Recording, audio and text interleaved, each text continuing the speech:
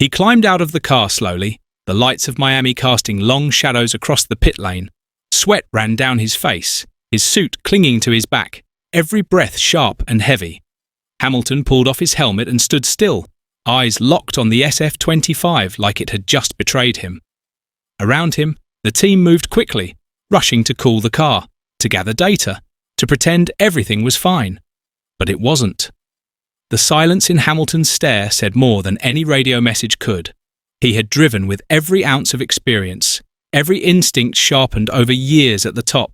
But something was off.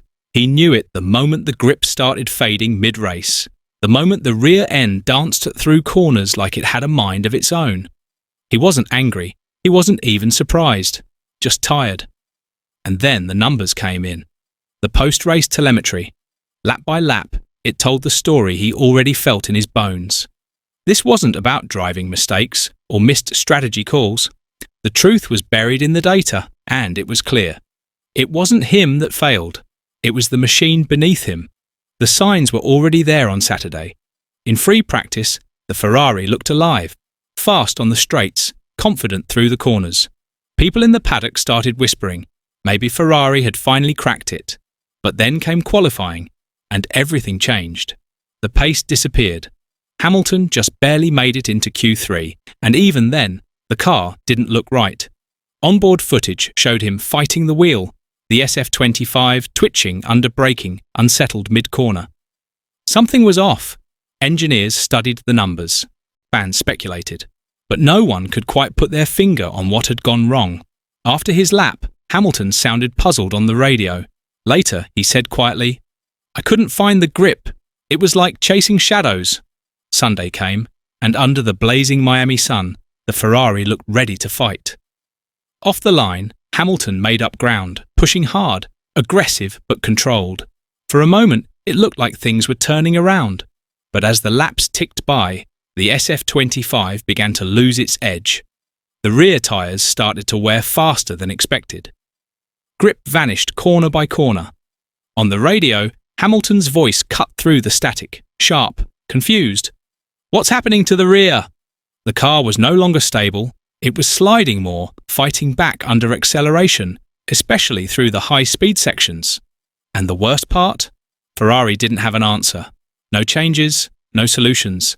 Just silence, followed by the usual calm but clipped responses from the pit wall. The setup they believed would deliver results was now breaking down in real time, and Hamilton was left to deal with it alone on track. After the race, Ferrari's engineers did what they always do. They turned to the data. And that's where the truth finally came out. The telemetry told a clear, uncomfortable story. In the high-speed corners, Hamilton's rear tyres were overheating, surface temperatures spiking way beyond the sweet spot. That meant less grip, more sliding, and faster wear. But that wasn't the only issue. The car's balance kept shifting because the ride height, how high the car sits off the ground, wasn't staying steady. Even the brake-by-wire system, which controls braking electronically, was acting up, making it harder for Hamilton to feel consistent when entering corners. When the engineers looked closer, they realised it all traced back to a risky decision made the day before. Ferrari had gone aggressive with their setup in qualifying, lowering the car and tuning it for peak one-lap pace. It worked for a flying lap, but in the heat and chaos of race day, the setup just couldn't hold together.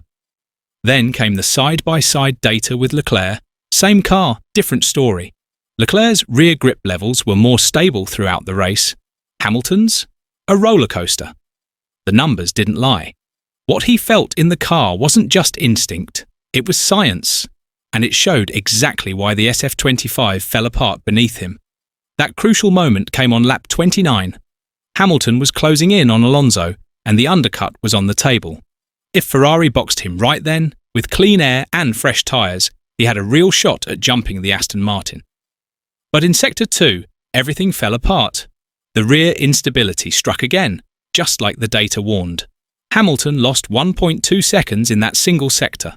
The grip wasn't there, the car was sliding, and by the time he reached the pit window, the chance was gone. Ferrari hesitated, just for a moment, unsure whether to pull the trigger. And in Formula One, that's all it takes. Another opportunity, another position, slipped through their fingers. Not because of some bold strategy that didn't work, not because of a driver mistake, but because the car simply wasn't ready to fight. As the race ended, Hamilton crossed the line in 7th place. It wasn't the result he had hoped for.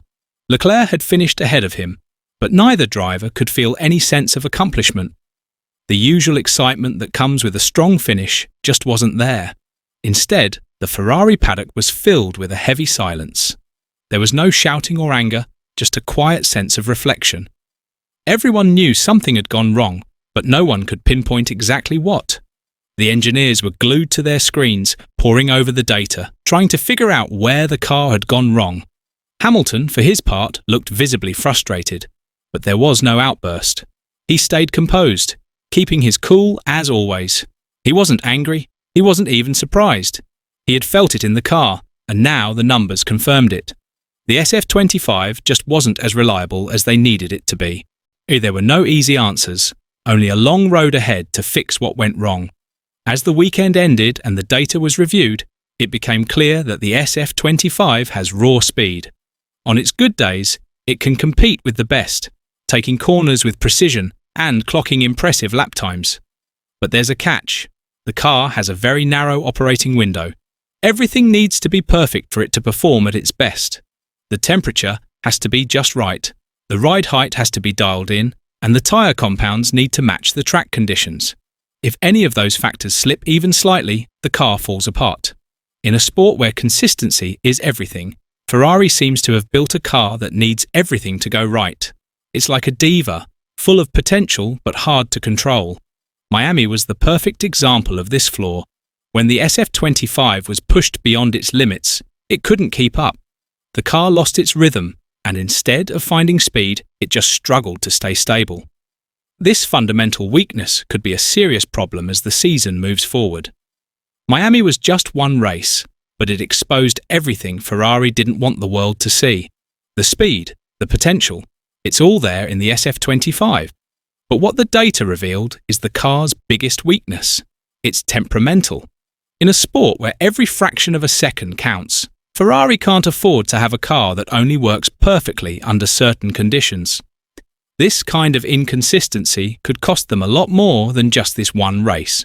Hamilton, with his experience and resilience, can handle a lot, but how many more weekends like this can he endure before the toll starts to show? The telemetry speaks the truth, and that truth might be harsher than anyone at Ferrari is ready to admit.